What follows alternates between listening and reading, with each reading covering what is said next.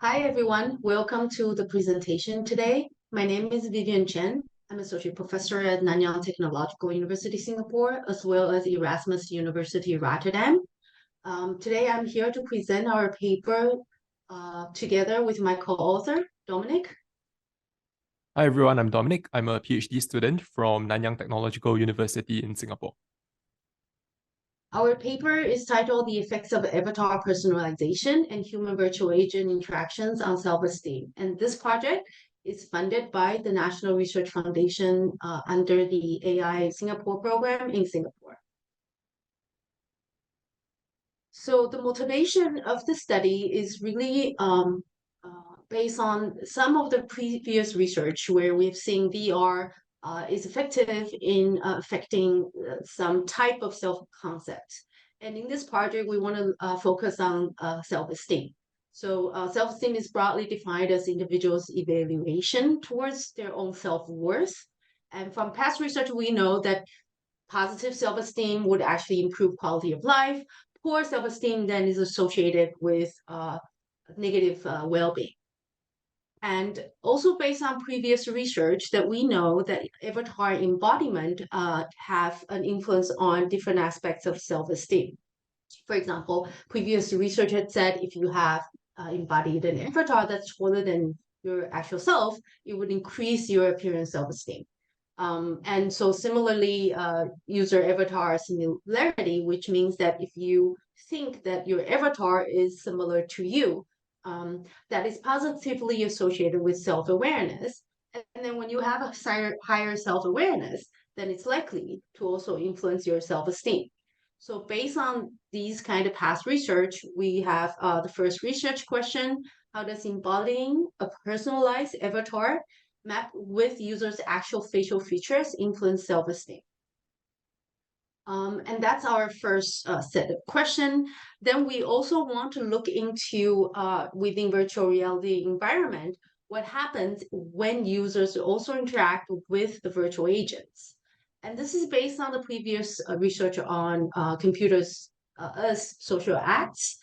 Basically, the argument is that humans would have the tendency to react towards a virtual interaction that's similar to real life human to human interaction.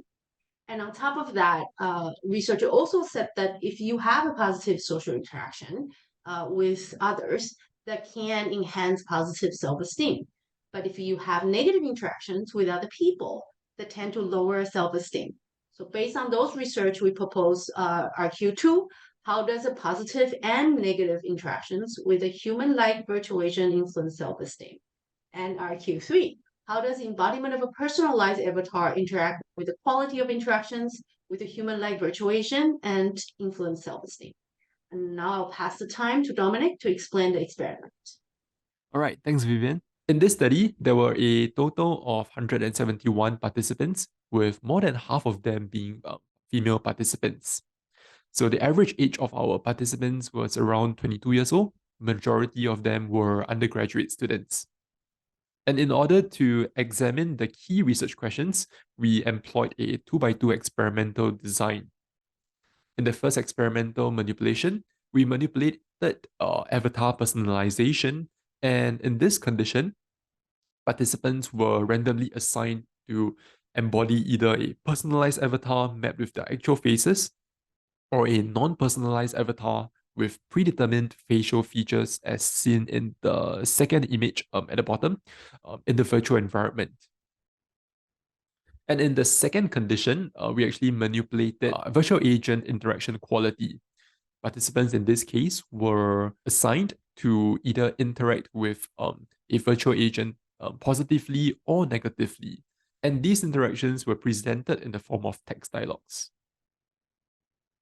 So here's an overview of the virtual simulation that we actually designed for this study. Just for context, this simulation was designed in a restaurant setting, and users actually took on the role as a service staff in the restaurant. So I'll be showing you this video to give you a better idea on how this simulation actually works out. So at the start of the simulation, we actually got participants to familiarize with their own avatars through the mirrors that was placed in this particular training room, and they also had the opportunity to familiarize with the controls before actually going into the main simulation.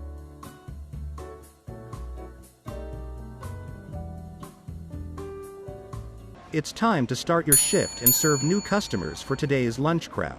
So once they were done with the familiarization, they then went on to interact with the customer in the restaurant. And this is presented by the virtual agent that we can see in the reflection in this mirror. During the interactions, they had to complete some simple tasks, such as taking the customer's orders and also engaging in the series of text dialogue interactions with the customer. So towards the end of the simulation, the customer then pays for the bill and leaves the restaurant. All right, so that's it for the, this is an overview of the simulation. And in terms of the measures, in this study, we're interested to look at the effects on self-esteem. So self-esteem in this case was measured in both the pre and post-study questionnaire, which was measured using an existing self-esteem scale. So in order to examine the main effects of the key manipulations, we actually ran a two-way ANOVA. So the first effect that we were interested to examine was to look at how personalized avatar embodiment can actually influence self-esteem. Unexpectedly, we did not find any significant main effects in this case, and there were also no main effects of virtual agent interaction quality on self-esteem. Similarly, there were no interaction effects across the two manipulations on self-esteem. However, we went on to conduct a series of post-hoc analysis using the PET samples t-test to examine how participants across the 4 experimental groups actually experienced a change in their self-esteem. So this is where the results were a little more interesting, and we did find a bit more significant results. So among those who embodied a personalized avatar and had interactions, positive interactions with the virtual agent, they actually experienced a very slight increase, but that increase was significant in terms of their self-esteem change. Similarly, among those who embodied a personalized avatar, and as well as experienced negative interactions with the virtual agent, also experienced a slight decrease in self-esteem, although it's not as much as those who embodied a personalized avatar and had positive interactions.